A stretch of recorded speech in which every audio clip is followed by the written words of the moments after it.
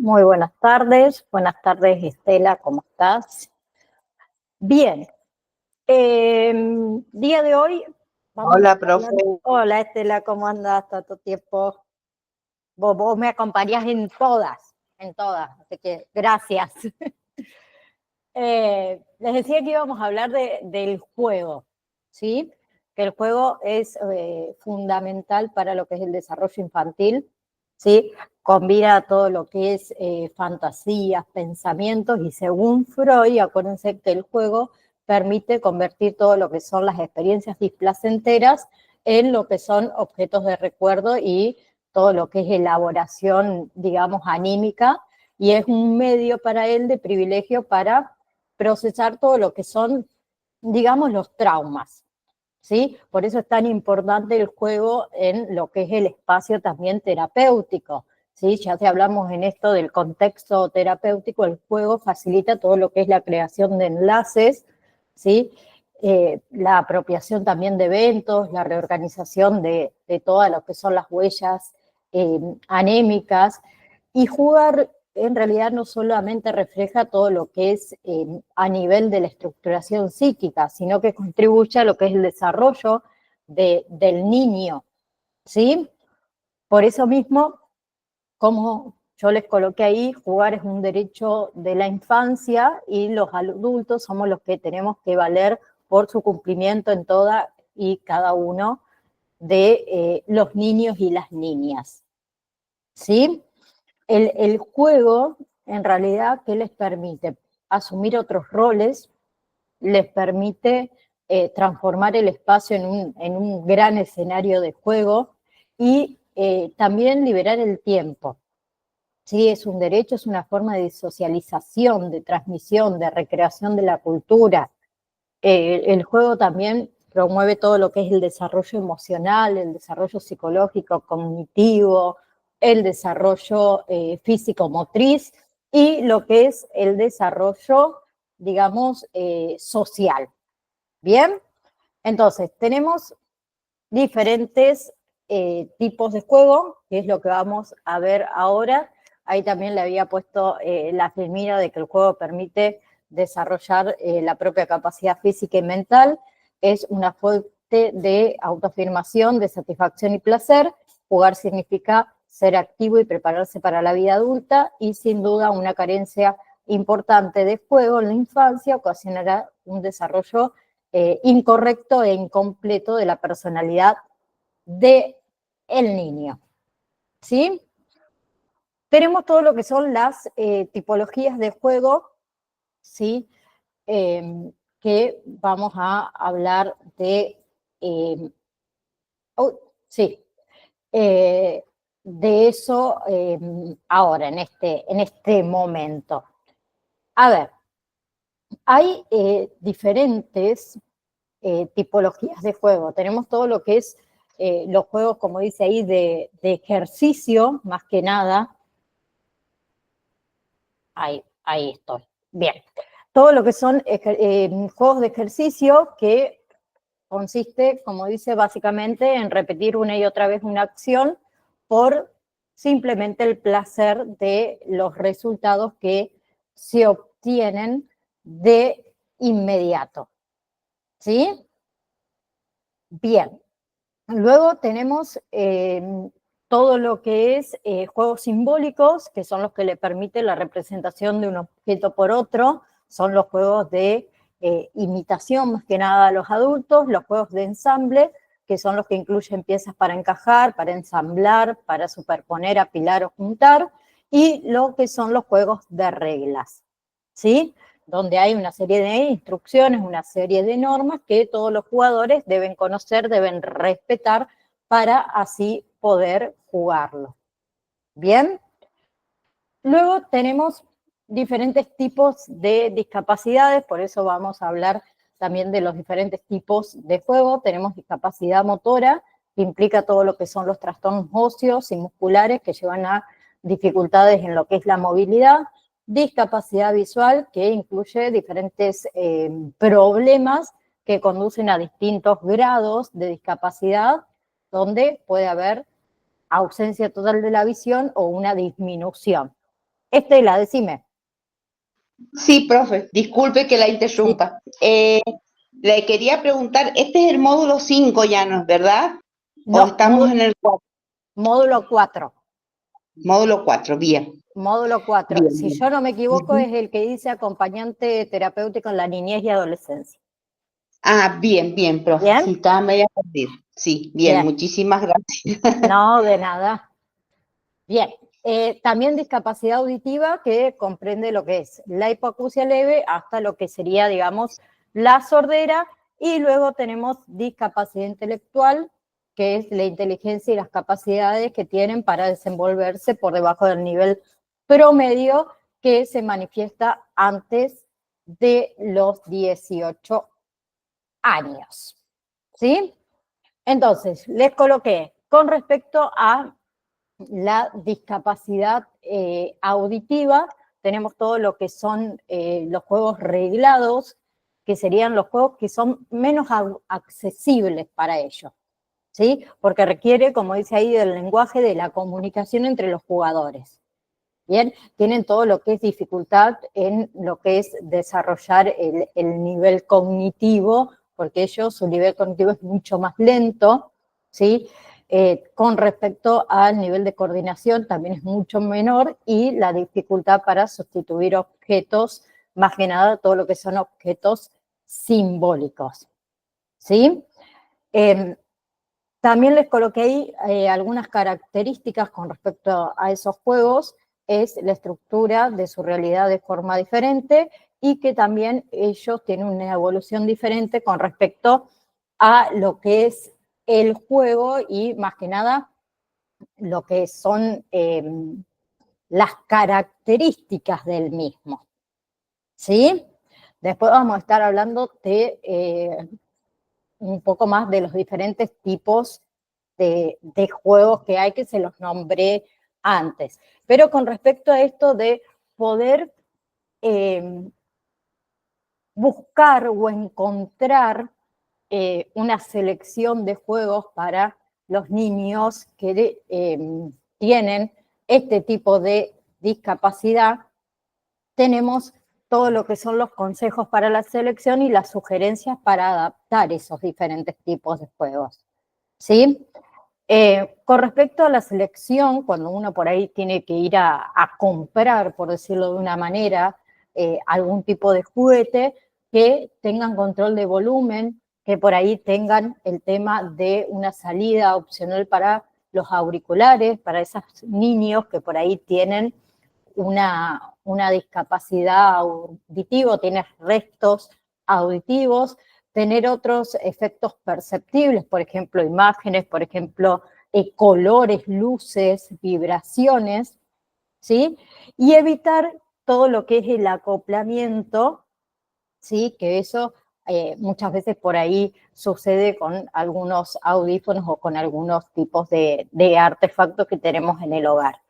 Y si hablamos de la sugerencia para adaptar los juegos o los juguetes, muchas veces hay que modificar esos juguetes para poder adaptarle auriculares o que el sonido sea un poco más fuerte, ¿sí? Traducir todo lo que son los efectos sonoros en efectos perceptibles, como eran las vibraciones, las luces, los colores, y traducir todo lo que son los mensajes orales en mensajes escritos, y también tenemos el tema del lenguaje de señas, ¿sí?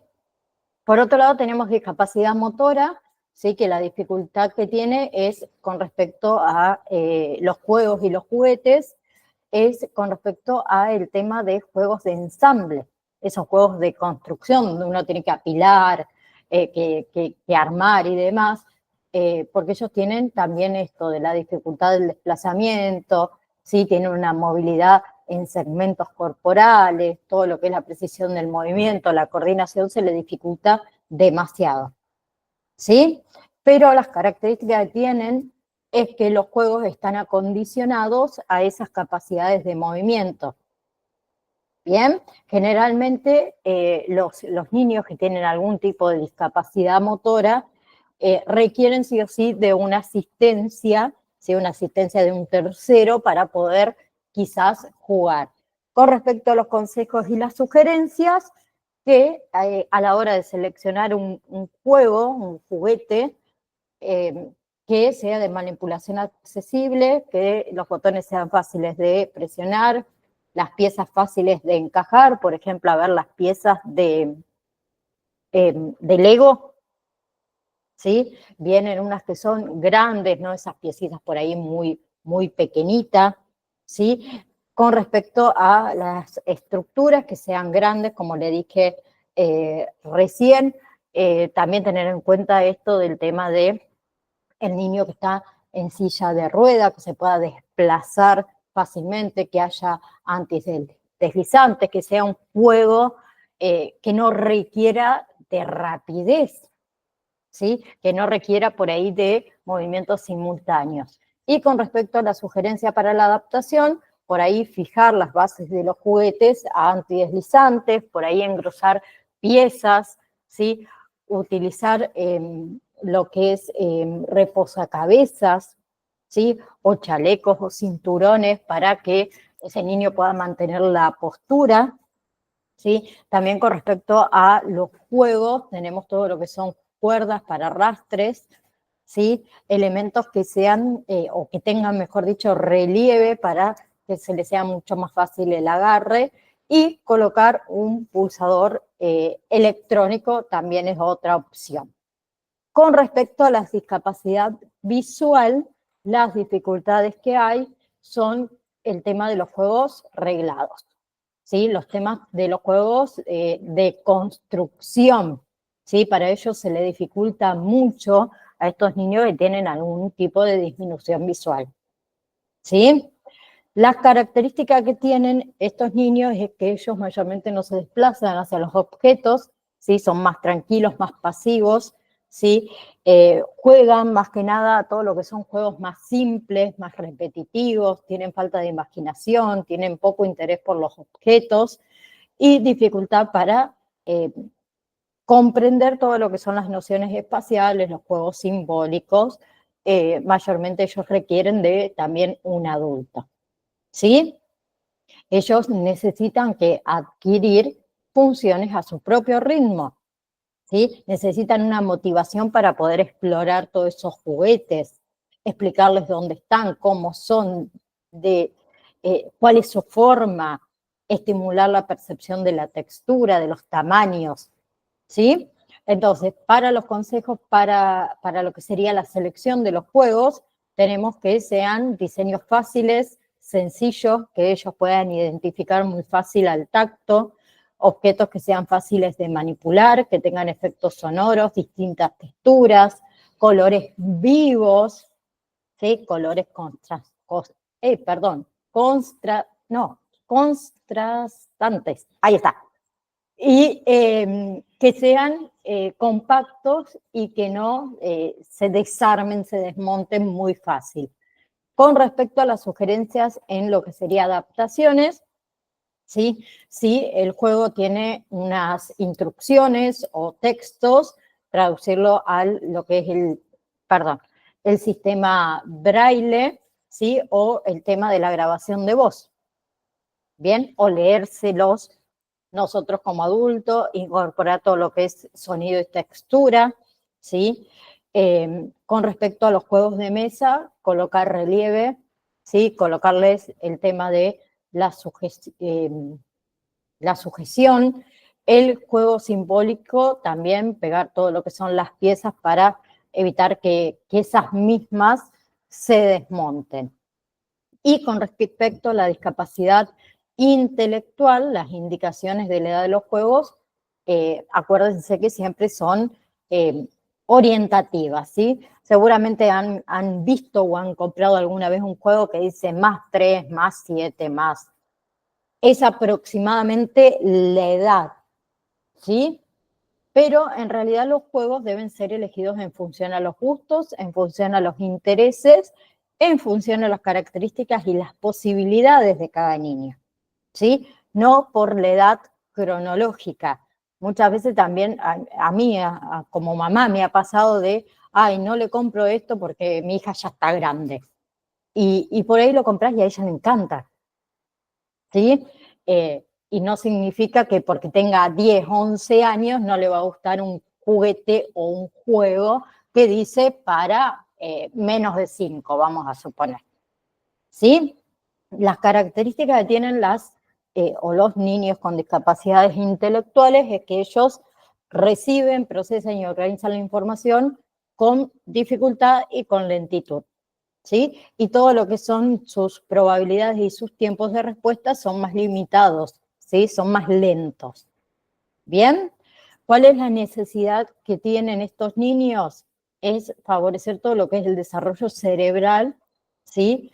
Con respecto a lo que es la información exterior, a la percepción de los estímulos sensoriales, a la estimulación temprana a través del juego, ¿sí? O respecto al tema de la estimulación temprana, por ahí uno como adulto, como padre, sobreestimulamos, que eso no está bueno. Y bueno, ya que hablé de estimulación temprana, los invito a, ahora en marzo comienza el curso de estimulación temprana que dura 6 meses, es muy profundo y viene a colación también de este curso de acompañante terapéutico dado por la profe Cecilia, así que los invito para quien quiera realizarlo.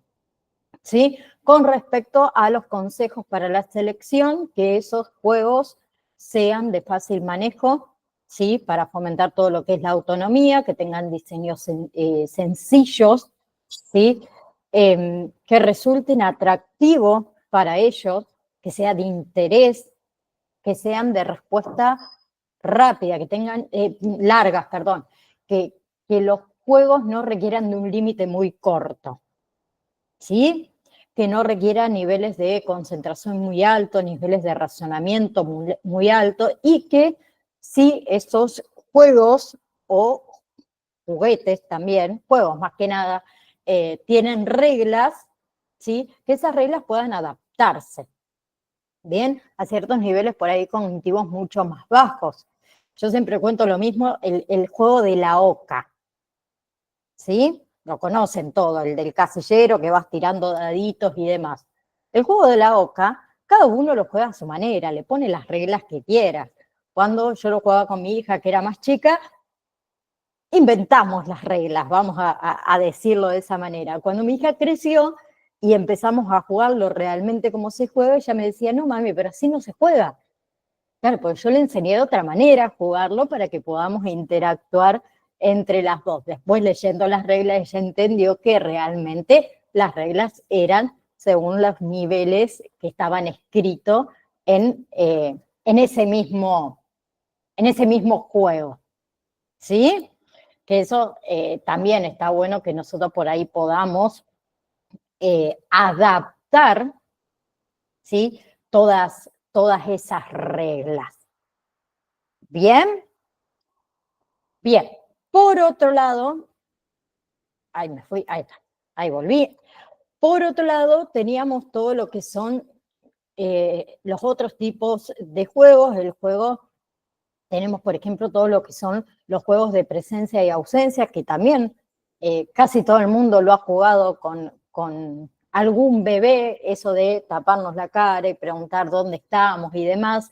Eso le permite todo lo que es la simbolización al niño de la ausencia y la diferenciación entre el yo y el no yo, ¿sí? Luego tenemos todo lo que son los juegos de personajes, que también lo hemos jugado alguna vez, que implica esto de la representación de situaciones tanto físicas, eventos imaginarios, roles, jugar a la mamá, jugar a la maestra, jugar al ingeniero, al mecánico, ¿sí? Esos son juegos que son esenciales para que ellos puedan comprender todo lo que es el entorno, ¿sí? Está asociado también con lo que es el desarrollo del lenguaje, la imaginación, la creatividad, ¿sí? Después teníamos esto de los juegos reglados, que también estuvimos hablando recién un poquito, donde todos los jugadores deben conocer y deben respetar esas reglas. Eso favorece a lo que es el respeto, lo que es la socialización, ¿sí? Lo que es la negociación también por ahí de las reglas, de las normas, y promueve todo lo que son los procesos cognitivos, como es la percepción, la atención, el pensamiento, el lenguaje, la memoria. Bien. Después también tenemos todo lo que son los juegos de cooperación, ¿sí? Que se requiere de un grupo para alcanzar un objetivo común, ¿no? Donde hay que cooperar. Bien, en estos juegos de cooperación no es que hay un ganador y un perdedor, ¿sí? El grupo gana o pierde. Eso fomenta todo lo que son valores, ¿sí? Esos valores de, por ejemplo, ayuda mutua, de confianza, de tolerancia, de consenso también, ¿sí? Y otro que también hemos nombrado son los juegos de construcción, las piezas de encajar, de superponer, de apilar, de ensamblar, ¿sí? Para poder crear una construcción, ¿sí? Ahí ellos aprenden también diferentes formas, colores, todo lo que es el razonamiento, todo lo que es la organización espacial, la atención, la concentración, la persistencia, ¿sí? Porque se nos desarma, porque no fue lo que nosotros teníamos, o el niño tenía en su imaginación, entonces uno persiste, persiste hasta que lo logra. Todo eso es fundamental para qué, para la autoestima, ¿sí? Para la superación, implica lo que es planificar, ¿sí? Ejecutar, elaborar un proyecto. ¿Bien? ¿Vamos hasta ahí? ¿Alguna pregunta? ¿No? Entramos con lo que es adolescencia entonces. ¿Sí? La adolescencia es, digamos, el estadio en el cual las personas, me dan un segundo, me golpean la puerta, un segundito.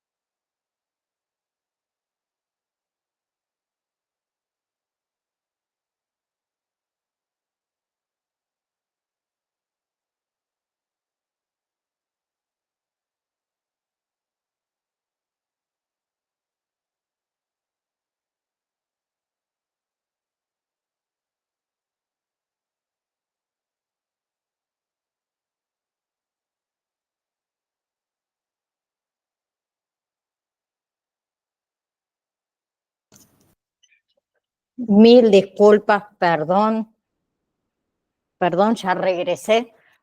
Le decía con respecto a el tema de la adolescencia, ¿sí? Es este estadio en el cual una persona, digamos, atraviesa diferentes duelos también durante lo que es la adolescencia, ¿sí? Y tiene como resultado, digamos, la asunción de la identidad.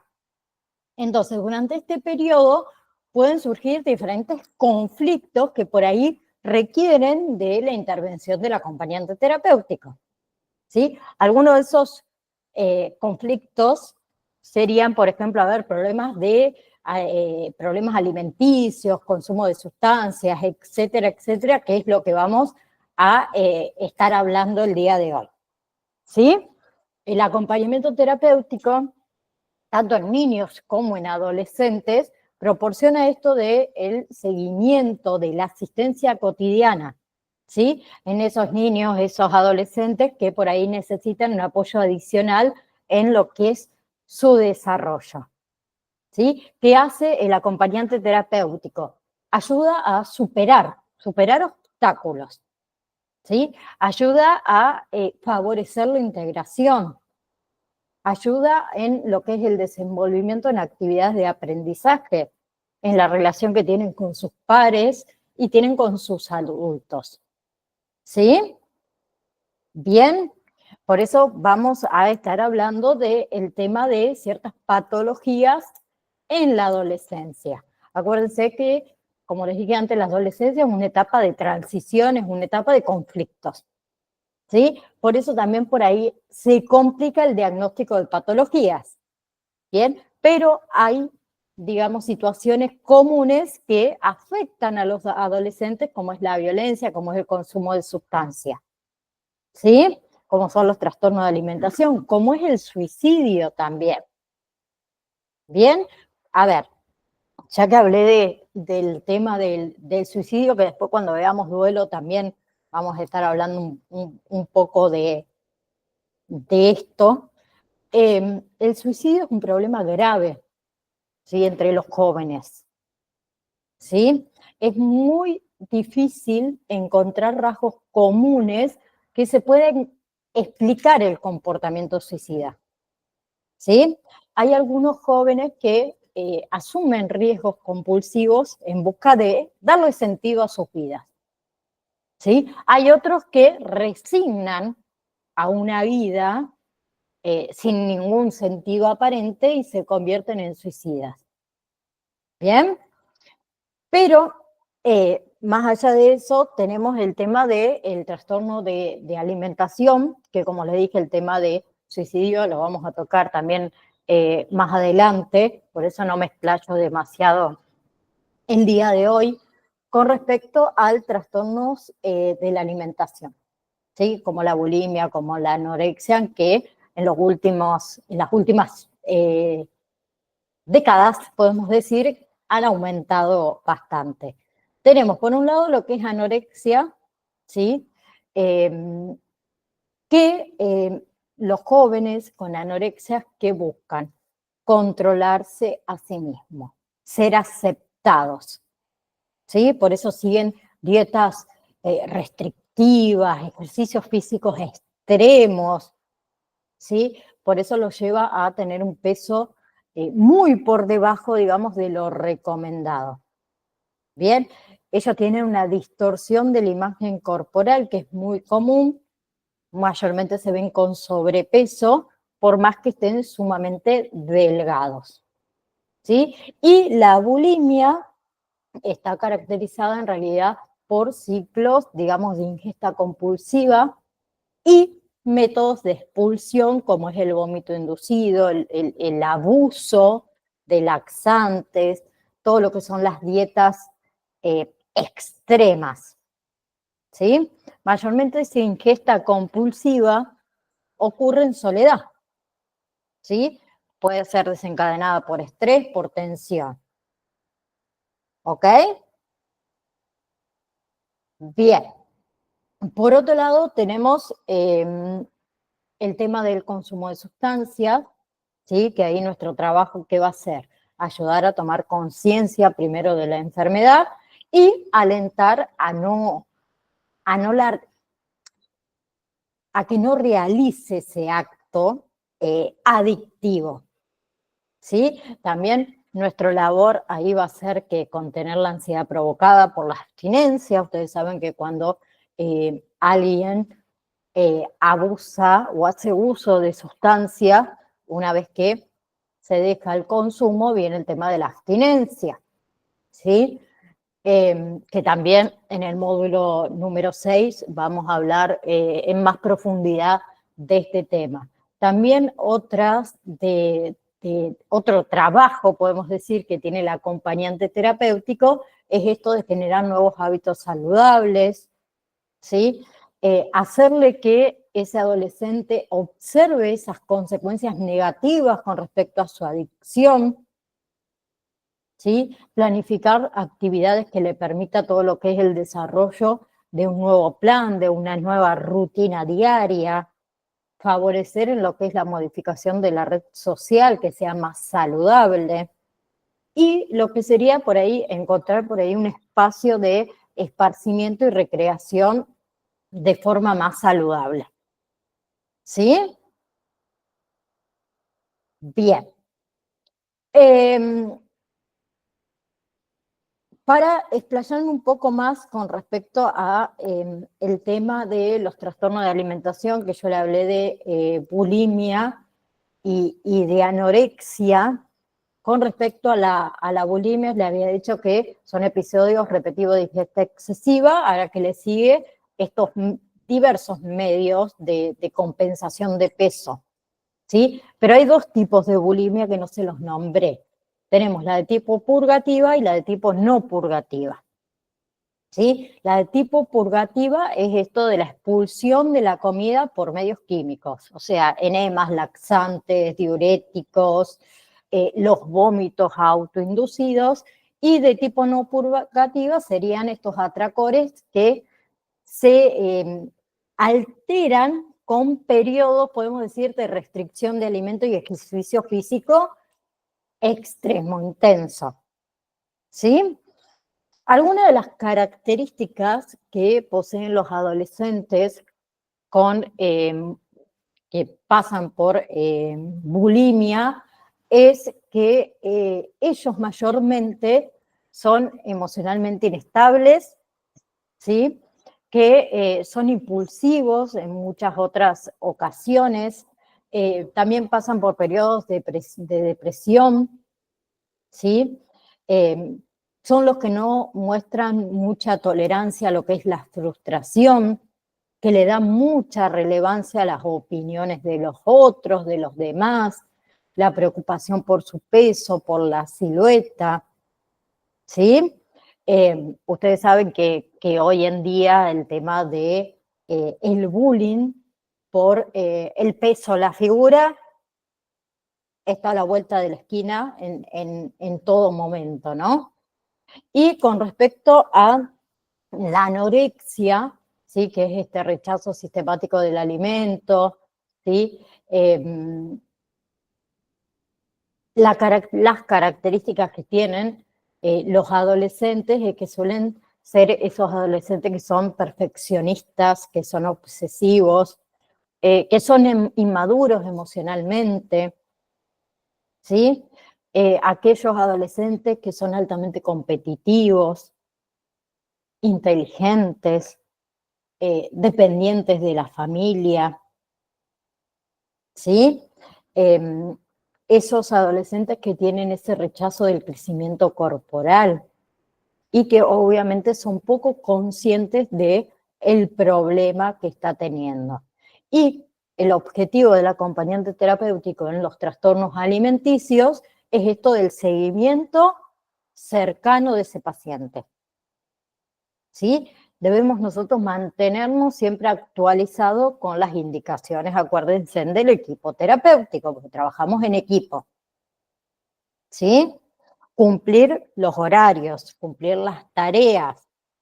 ¿Por qué? Porque el adolescente, cuando uno no cumple, muchas veces se sienten como que uno lo abandonó, ¿sí? Entonces nosotros debemos contener, debemos generar proyectos de vida junto a ese adolescente. Y obviamente que también registrar, obviamente que también transmitir a todo nuestro equipo si ese adolescente en algún momento de ese acompañamiento hace alusiones al suicidio. Eso se hace de forma inmediata, no se duda, ¿no? ¿Sí? También nosotros debemos, otro de nuestros objetivos es aumentar la autoestima, estimular todo lo que son sus intereses, sus motivaciones relacionadas con un proyecto vital, ¿sí? Acuérdense que el ser humano, por naturaleza, nosotros nos movemos si tenemos una motivación, hacemos algo si tenemos una motivación, si no tenemos motivación no hacemos nada. Yo no creo que ninguna de nosotras, por lo menos las que estamos acá, y lo afirmo yo, espero que creo que debe ser así, ninguna trabaja por placer, ¿no? ¿Por qué trabajamos? ¿Cuál es el motivo por el que nosotros trabajamos? Porque necesitamos dinero. O trabajo con la motivación de, porque yo tengo en mi futuro, no sé, comprarme un vehículo. Bueno, ¿cuál es mi motivación? Trabajar para poder tener dinero para comprarme el vehículo que yo quiero. ¿Sí? Entonces todos nos movemos por un motivo. Todos hacemos algo por un motivo. No salgo a caminar, a hacer ejercicio simplemente porque me da placer. No, porque me gusta mantener mi cuerpo en forma, porque quiero que mis piernas no estén flácidas, no sé, se me ocurre cualquier cosa. ¿Sí? A eso también, los intereses, los motivos, darles motivos, ¿sí? Que ellos puedan ver esos motivos. Porque como les dije antes, mayormente el adolescente está sumergido en eso de que mi vida no me importa nada, no vale nada, para qué estoy, para qué no estoy. Están en conflictos, en dejar la niñez y convertirse en adultos. Están ahí en el medio, esa etapa de, no voy a decir la palabra, una etapa que es muy linda si le damos esto de la motivación. También ayudar a esa persona a incluir esas ideas de futuro, ¿qué querés para el futuro? ¿Sí? Planificar ciertas tareas que sean de corta duración y otorgarle al adolescente esto de las responsabilidades, ¿sí? No todas de golpe, sino progresivamente. Bien, otra cosa que tenemos que tener muy en cuenta con todo lo que son trastornos de alimentación, prestar muchísima atención a esos cambios bruscos de humor. ¿Sí? Esa puede ser una señal de que quizás volvió a lo mismo. Bien, crear condiciones de sostén, de amparo, escucharlos, usar la palabra, usar la creatividad en otros del juego, ¿sí? Tener en cuenta siempre el uso del encuadre, acuérdense. Bien, y diseñar esto, herramientas que posibiliten la resolución de conflictos, ¿sí? Que se pueda calmar la ansiedad. ¿Sí? Generarle habilidades sociales, ¿sí? Y ayudarle a reorganizarse, vamos a decirlo así.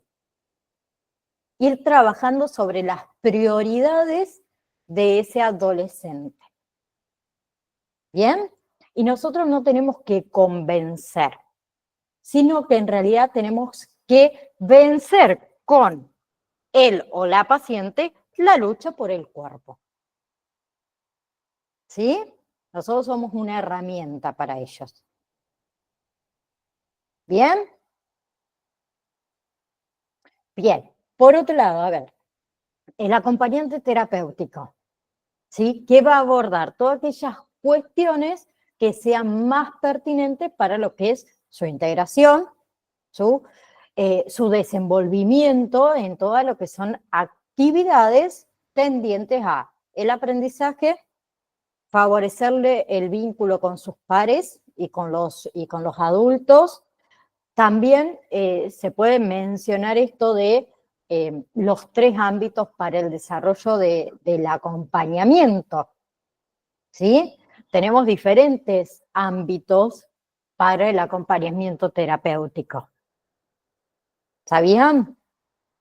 ¿Sí? Tenemos, por ejemplo, el ámbito solicitado desde un marco institucional asistencial, como es un hospital, como es un centro de día, ¿sí? Que se trabaja en la institución. Dentro de la institución se puede trabajar de forma individual o de forma grupal. ¿En qué se trabaja? En lo que son traslados, en lo que son actividades en espacios de la ciudad, en espacios públicos, todo lo que es actividades recreativas, ¿sí? Nosotros como acompañantes en este marco institucional asistencial nos integramos a un plantel de profesionales. ¿Sí? ¿Para qué? Para realizar actividades grupales o individuales. Después tenemos todo lo que es el marco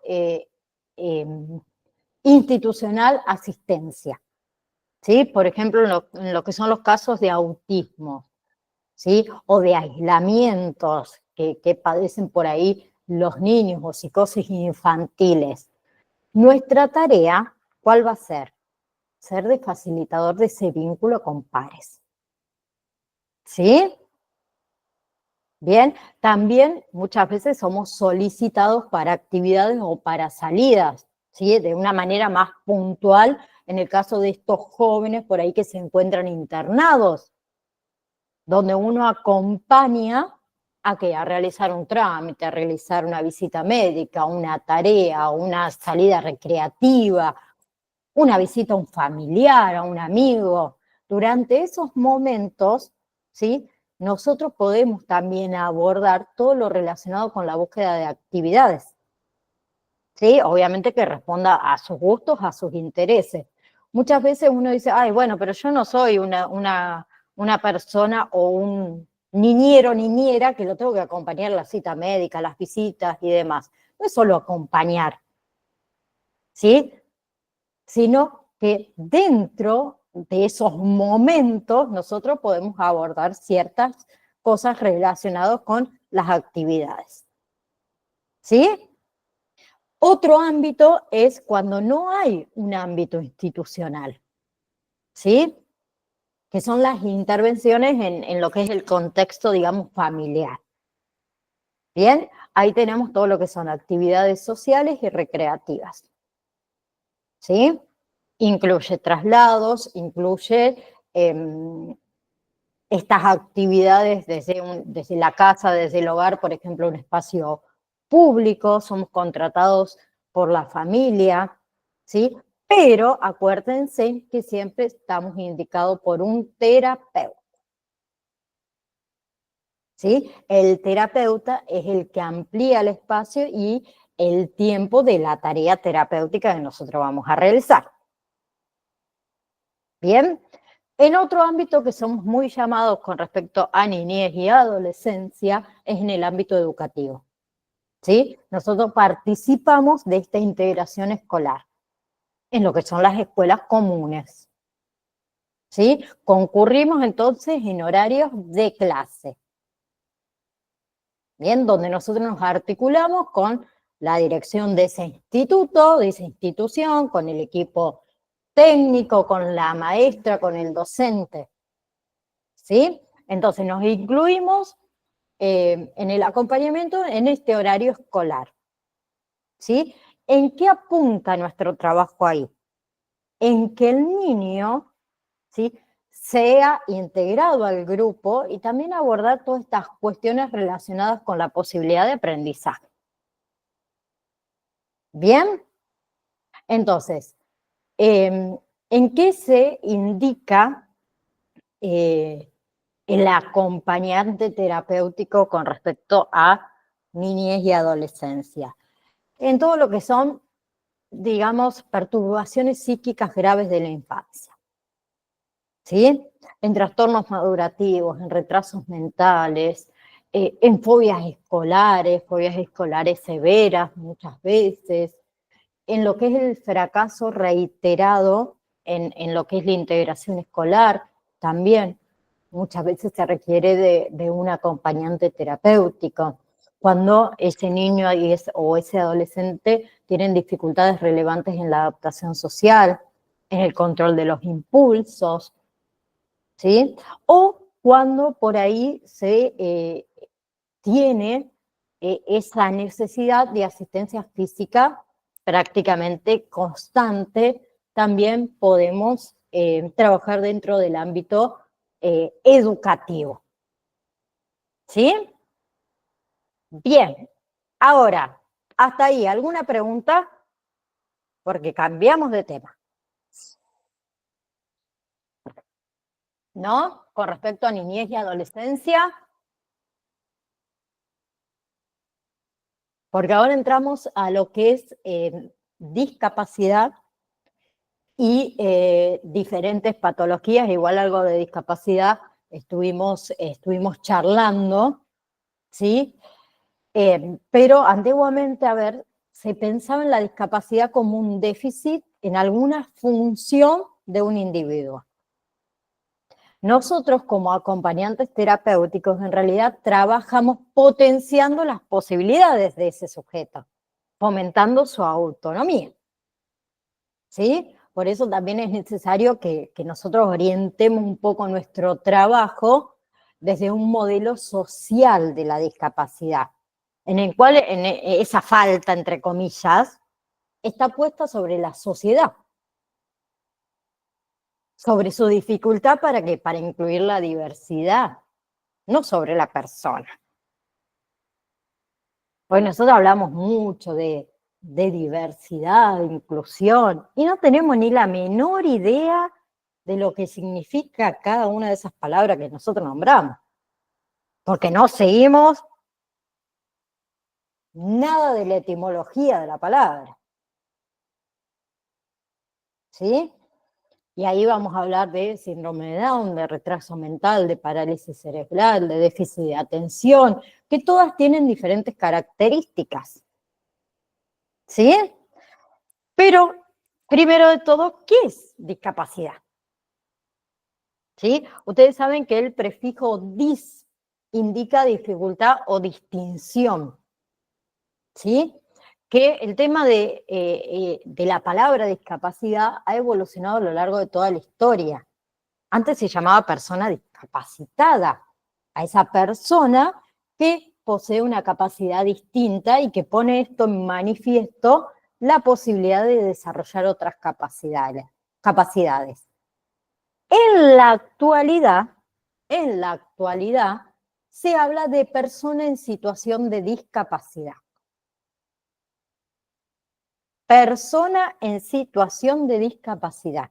Hace referencia a qué? A un estado que atraviesa una persona en un momento determinado de su historia y de su desarrollo. ¿Sí? Por ejemplo, a ver, me quiebro una pierna, ¿sí? Me ponen un yeso. ¿No soy una persona en situación de discapacidad en ese momento? Sí, porque seguramente voy a necesitar de ayuda para realizar un montón de tareas que antes la realizaba sola. ¿Sí? Entonces, se habla, como dije, en la actualidad de persona en situación de discapacidad. Una persona que está atravesando un estado en un momento determinado de su historia, en un momento determinado de su desarrollo. ¿Sí? Y ahí mencionamos los diferentes tipos de discapacidad, que solamente los nombro porque lo hablamos anteriormente: discapacidad motora, discapacidad visual, auditiva, discapacidad intelectual. ¿Bien? Pero hay algo que acá me gustaría que por ahí profundicemos un poquito más, que son palabras que en la actualidad se usan muchísimo y, como dije antes, la mayoría no sabe ni de lo que habla. ¿Sí? Por ejemplo, lo que es la inclusión. ¿Quién me puede decir qué es la inclusión para cada uno de ustedes, obviamente, y quien se anime?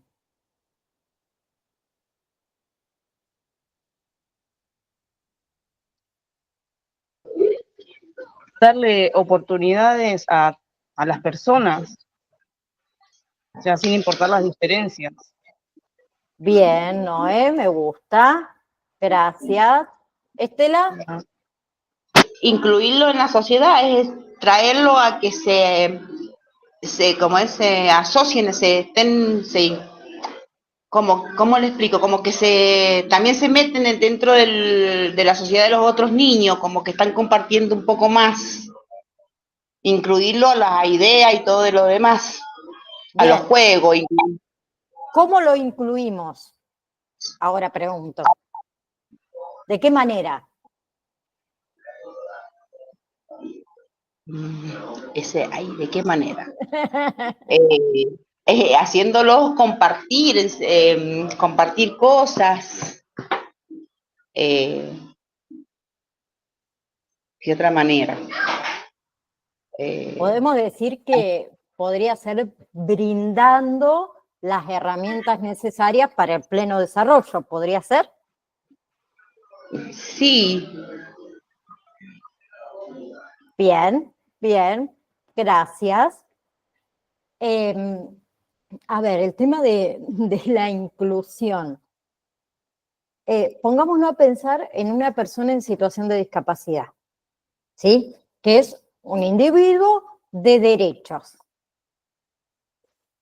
¿Bien? Es un sujeto de derecho que lleva la idea de inclusión. ¿Qué implica esto? Como le dije antes, de brindar herramientas que sean necesarias para su desarrollo. ¿Sí? Pero cuando hablamos de inclusión, es importante diferenciar conceptos. ¿Sí? Uno de esos conceptos es la exclusión. ¿Qué es la exclusión? Es negar el acceso a la educación a estudiantes con discapacidad. ¿Sí? Impedirle esto de matricularse, imponiéndole condiciones, ¿sí? Que lo excluyen de la escuela. Y por otro lado tenemos el tema de segregación, que no sé si lo han escuchado alguna vez nombrar, que en realidad es educar a estudiantes con discapacidades en ambientes separados, en escuelas especiales o en clases separadas dentro de la escuela común, que a eso se le llama clases de recurso. ¿Sí? Bien, son dos cosas totalmente diferentes. Yo puedo estar hablando de una inclusión de segregación. Para mí no es la ideal, ¿no? ¿Sí? Pero sí podemos estar hablando de una inclusión de exclusión. Es esto de negarle. No, directamente te lo niego, pero tenés la posibilidad de ir a la escuela especial, que pasa muchísimo con los directivos de instituciones, con los maestros. ¿Sí? No meto a todos en la misma bolsa, ¿no? Pero pasa muchísimo. ¿Bien? Entonces, la inclusión requiere en realidad de una transformación del sistema educativo, chicos. ¿Sí? Cambios en el contenido, métodos de enseñanza, cambios en la estructura, cambios en las estrategias. ¿Sí? Muchos se jactan esto de, ay, nosotros tenemos un sistema inclusivo. ¿Los maestros están capacitados realmente para responder a diferentes estilos de aprendizaje? Para presentar, por ejemplo, todo lo que son los exámenes de una forma variada.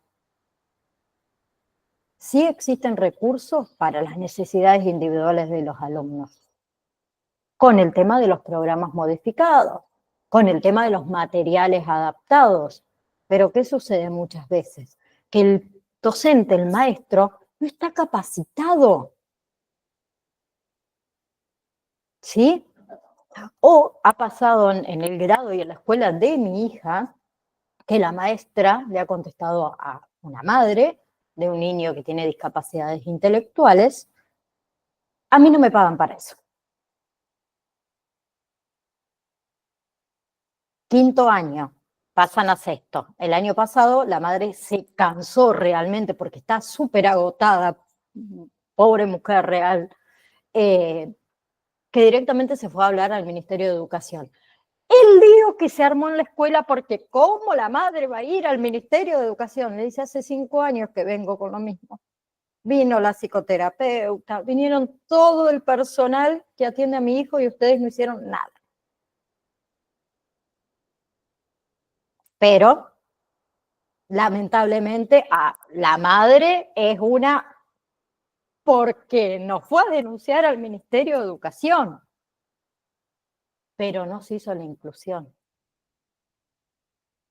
¿Sí? ¿Qué le cuesta ver, por ejemplo, a un maestro o a un capacitador, para no hablar de maestro, darle 30 minutos más al alumno para que haga un examen?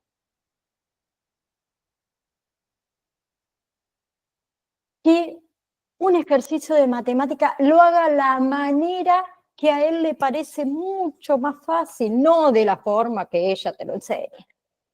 No, vos lo tenés que hacer de la forma que te... Pero llega al mismo resultado. No, lo tenés que hacer de la forma que yo te enseño. ¿Sí? A mí me pasó algo con mi hija cuando vieron el tema de las divisiones. Justo mi hija estaba enferma y le habían enseñado a dividir en la escuela. Entonces dije, bueno, la madre le enseña en casa. Yo le enseñé a mi viejo método. ¿Sí? Resulta que la maestra le enseñó con la resta. Era un chorizo así largo la división. Bueno, yo a mi hija le enseñé mi método más simplificado. Cuando vuelve a la escuela, le comento a la maestra, mirá, Sonia, se llamaba la maestra, Sonia, yo las divisiones a mi hija se las enseñé de esta manera. Dijo, perfecto. Los chicos las saben de la otra manera. ¿Qué pasó? Una compañerita de mi hija que estaba en el banco de al lado le copia la división a mi hija. ¿Te acordás, Cata? No. La Tizi. Sí, cuando te copió la división y la enseñó Sonia, le dijo, no le copies a Cata porque Cata la hace de otra manera que yo a vos no te la enseñé. Entonces sé que de esa manera vos no la hiciste la cuenta. Pero le aceptó a mi hija hacerla de otra manera. En cambio hay otras maestras que no, es de la forma que ellos lo explican. Son diferentes tipos de aprendizaje que cada uno tiene, que cada niño tiene. ¿Sí? En cambio, el tema de integración. ¿Qué es la integración? Implica esto de ubicar a personas con discapacidad en escuelas comunes, ¿sí? Sin cambiar el sistema educativo. ¿Qué eso es lo que se hace? Se hace una integración, no una inclusión. Sí, te lo acepto en la escuela común. ¿Pero hay algún cambio en los métodos de enseñanza? ¿Hay algún cambio en las estrategias, en la estructura, en el contenido? Mayormente sí lo ubican dentro de la escuela común, pero no hay ningún cambio en el sistema educativo, que sería integración en realidad. La mayoría hace integración, no inclusión. ¿Se entiende la diferencia? ¿Sí?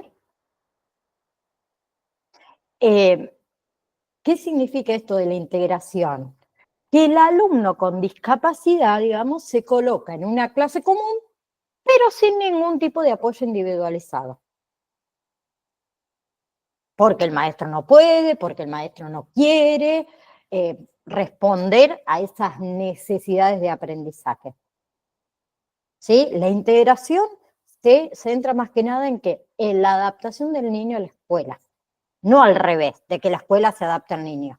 El niño se tiene que adaptar a la escuela. ¿Sí? Sí, Profe, Maxi. sabe que justo me trae a memoria las profesoras de antes, maestras de antes, ¿no es cierto? Las maestras de antes, ellas actuaban de otra manera, como decir las que actúan ahora. Sabe que antes al alumno que tal vez tenía más dificultades para aprender, le prestaban más atención y le brindaban un poquito más de su tiempo para que se pudiera alcanzar a los otros, ¿no es cierto? Y bueno, y ahora, bueno, ha cambiado tanto Hoy que no. ya, Hoy el que ya no hay llega, tantos llega. maestros así. Sí, el que llega, llega y el que no. A mí me pasaba en la primaria que yo era de esas niños que a mí me encantaba terminar primera. Era competitiva total. ¿Y qué hacía cuando terminaba? Molestaba. ¿Sí? Entonces, yo me acuerdo que, no me acuerdo si fue en sexto, séptimo grado, era bastante grandecita ya, la maestra me dio una tarea. Cada vez que yo terminaba de hacer algún tipo de ejercicio, tenía que ir a ayudarle a 2 compañeros que me habían asignado. ¿Sí? Y eso estaba bueno. Porque yo, ¿qué quería? Más rápido terminar, pero para ir a ayudarles nomás. Entonces era una tarea que a mí me habían dado. A mí y a otros compañeros. Éramos varios.